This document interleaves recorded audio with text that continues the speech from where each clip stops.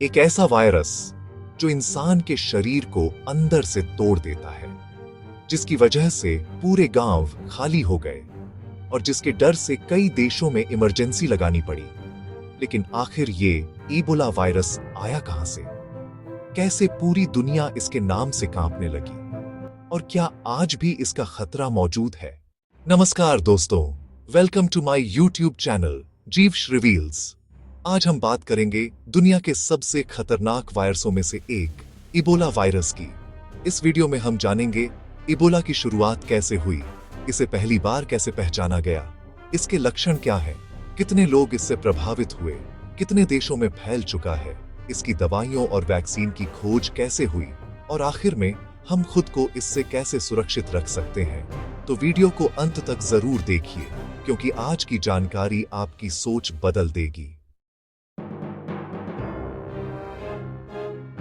Ebola virus की शुरुआत Africa से मानी जाती है। साल 1976 में पहली बार इस रहस्यमयी बीमारी को पहचाना गया। उस समय अफ्रीका के दो देशों सूडान और जाइर, आज का डेमोक्रेटिक रिपब्लिक ऑफ कॉन्गो, में अचानक लोग बहुत तेजी से बीमार पड़ने लगे। लोगों को तेज बुखार आता था, शरीर से खून निकलने लगता था और कुछ ही दिनों में उनकी मौत हो जाती थी। वैज्ञानिक हैरान थे। बाद में कॉन्गो के पास बहने वाली एक नदी इबोला रिवर के नाम पर इस वायरस का नाम रखा गया, इबोला वायरस। शुरुआत में डॉक्टरों को लगा कि शायद यह कोई सामान्य बुखार है, लेकिन जल्द ही स्थिति डरावनी हो गई। लोगों के शरीर में इंटरनल ब्लीडिंग, उल्टी में खून, आंखों से खून और शरीर के अंगों का फेल होना जैसे लक्षण दिखने लगे। वैज्ञानिकों ने संक्रमित लोगों के ब्लड सैंपल जांचे। इलेक्ट्रॉन माइक्रोस्कोप में देखने पर उन्हें एक लंबा धागे जैसा वायरस दिखाई दिया। तभी पता चला कि यह एक बिल्कुल नया और बेहद घातक वायरस है। और सबसे डरावनी बात, उस समय इसकी कोई दवा नहीं थी। इबोला के लक्षण शुरुआत में सामान्य फ्लू जैसे लगते हैं, लेकिन धीरे धीरे यह शरीर को पूरी तरह तोड़ देता है।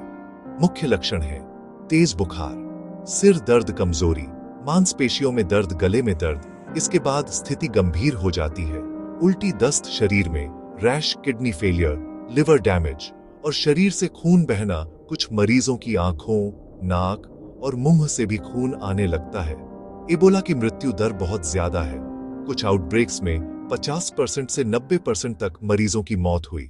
इबोला के कई आउटब्रेक्स आ चुके हैं, लेकिन सबसे खतरनाक आउटब्रेक आया था साल 2014 में। यह आउटब्रेक मुख्य रूप से फैला था गिनी, लिबेरिया और सिएरा लियोन में।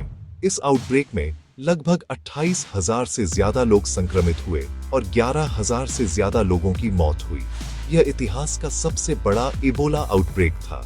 इसके बाद कुछ cases America, UK, Spain, Italy, Nigeria, Mali जैसे देशों में भी पहुंचे।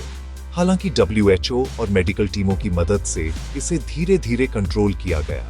आज तक इबोला के केसेस कई अफ्रीकी देशों में समय समय पर सामने आते रहते हैं। अब बात करते हैं सबसे महत्वपूर्ण सवाल की, क्या इबोला की दवा बनी? शुरुआत में इबोला का कोई इलाज नहीं था। डॉक्टर सिर्फ मरीज को जिंदा रखने की कोशिश करते थे। लेकिन 2014 आउटब्रेक के बाद दुनिया भर के वैज्ञानिक तेजी से रिसर्च में जुट गए। कई एक्सपेरिमेंटल मेडिसिन बनाई गई। इनमें से कुछ दवाओं ने अच्छे परिणाम दिए, जैसे इनमाज़ब इबांगा। इसके अलावा वैज्ञानिकों ने एक वैक्सीन भी विकसित की, जिसका नाम है एरवेबो। यह इबोला के खिलाफ पहली अप्रूव्ड वैक्सीन बनी, लेकिन इसकी खोज आसान नहीं थी। वैज्ञानिकों ने सालों तक रिसर्च की, कई ट्रायल्स किए गए और हजारों वॉलंटियर्स पर परीक्षण हुए। कई डॉक्टर और हेल्थ केयर वर्कर्स खुद भी संक्रमित हो गए थे। फिर जाकर दुनिया को इबोला के खिलाफ पहली बड़ी सुरक्षा मिली। अब जानते हैं इबोला से जुड़े कुछ चौंकाने वाले तथ्य। फैक्ट 1, इबोला इतना खतरनाक है कि संक्रमित मरीज के इलाज के दौरान डॉक्टरों को पूरी बॉडी सूट पहननी पड़ती है।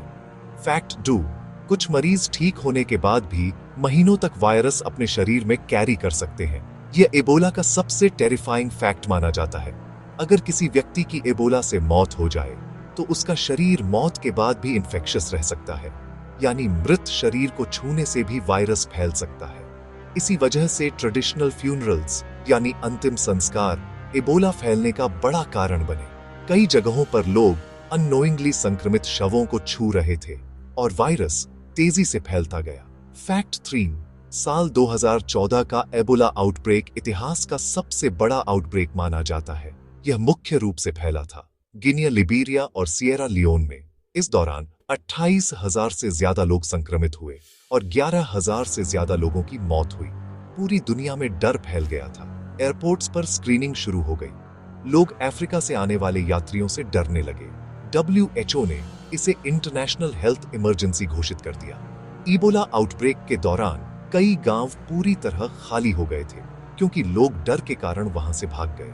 फैक्ट 4, इबोला आउटब्रेक के दौरान सिर्फ आम लोग ही नहीं बल्कि डॉक्टर और नर्सेज भी बड़ी संख्या में संक्रमित हुए, क्योंकि शुरुआती समय में डॉक्टर्स को यह नहीं पता था कि यह वायरस कितना डेंजरस है। वे बिना प्रॉपर प्रोटेक्शन के मरीजों का इलाज कर रहे थे और फिर एक एक करके हेल्थ केयर वर्कर्स खुद बीमार पड़ने लगे। कुछ अफ्रीकन देशों में तो इतने डॉक्टर्स संक्रमित हो गए कि हॉस्पिटल्स लगभग बंद होने लगे थे। WHO ने इबोला को दुनिया की सबसे डेंजरस एपिडेमिक डिजीजेस में शामिल किया है। तो आखिर हम खुद को इबोला से कैसे सुरक्षित रख सकते हैं? संक्रमित व्यक्ति के संपर्क से बचें, साफ सफाई का ध्यान रखें, जंगली जानवरों के संपर्क से बचें, प्रॉपर मेडिकल प्रोटेक्शन का इस्तेमाल करें, संक्रमित क्षेत्रों की यात्रा करते समय सावधानी बरतें, सिम्टम्स दिखने पर तुरंत डॉक्टर से संपर्क करें और सबसे जरूरी, अफवाहों पर भरोसा न करें, क्योंकि सही जानकारी ही सबसे बड़ी सुरक्षा है।